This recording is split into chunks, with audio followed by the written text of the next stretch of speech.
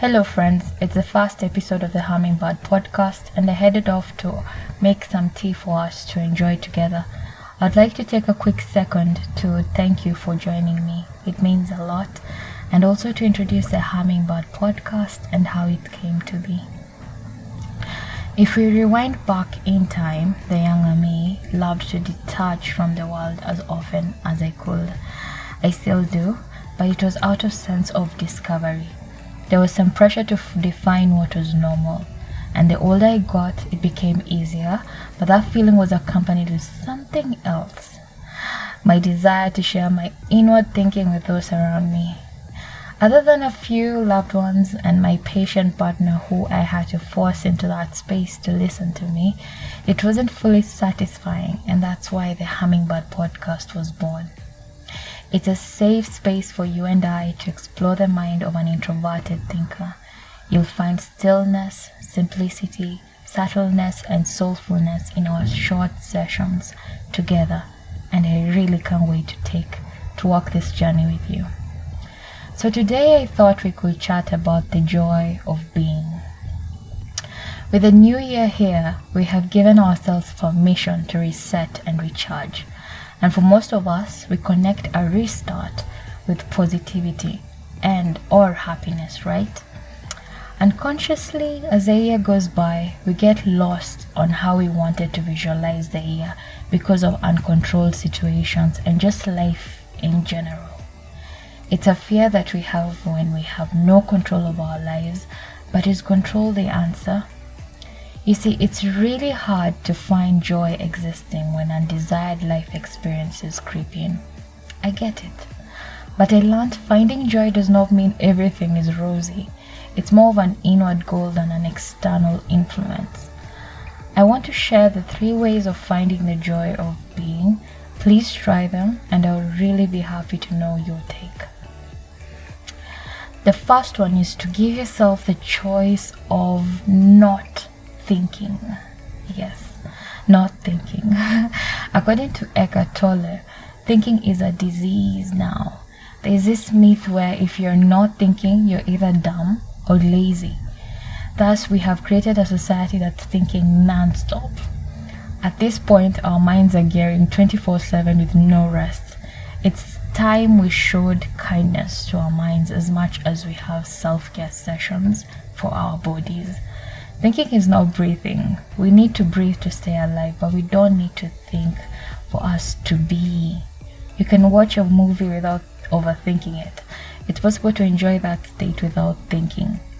The reason why consistent thinking harms our state of being is because of the restlessness to look at that which happened or the possibility of something happening at a point in time. Allow your mind to rest from time to time and wander away. It's its way of detoxing. So the second way to find the joy of being is by staying in the present. How easy it sounds, right? That's not the case for most of us, I know. But monks are known to have succeeded in this. I'm still living and learning my way through it. So here are 4 ways I do that. The first one, conscious breathing.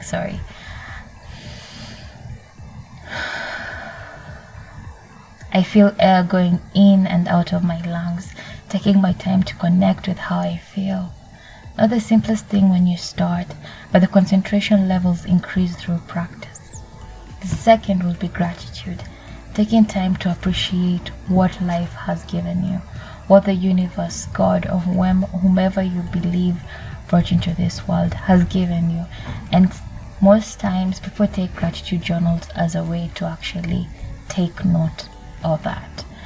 But just being even in the present and acknowledging is a very great way to appreciate and show gratitude.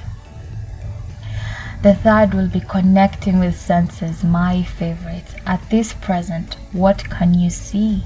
The blue sky, that it's relative if sky is blue or not. The green forest, the sauce dripping from a burger. What can you smell? The sweet aroma of cookies, the smell of tea. What can you hear? Cars passing by, kids laughing, water draining from a tap. And what can you taste? the sweetness from the tea that I made for you and I. And what can you feel? The softness of the cushion, the warmth from my teacup. It's simple but very fulfilling. And lastly is stay aware of silence. It's in between the noise. I can hear melodious music from afar that distracts me from the cars on the road. You can find calm within the storm, stillness within the water ripples. One just needs to be conscious of it. In the night when all is quiet, you also find silence. It's powerful enough to create a sense of calm in your state of being. So the last way of finding the joy of being is the hardest of all. I won't lie. I hope I'll be able to explain it well, which is disconnecting with psychological time. The psychological time refers to the past and the future. It's very hard to compete with time, and that's the battle we go to every single day.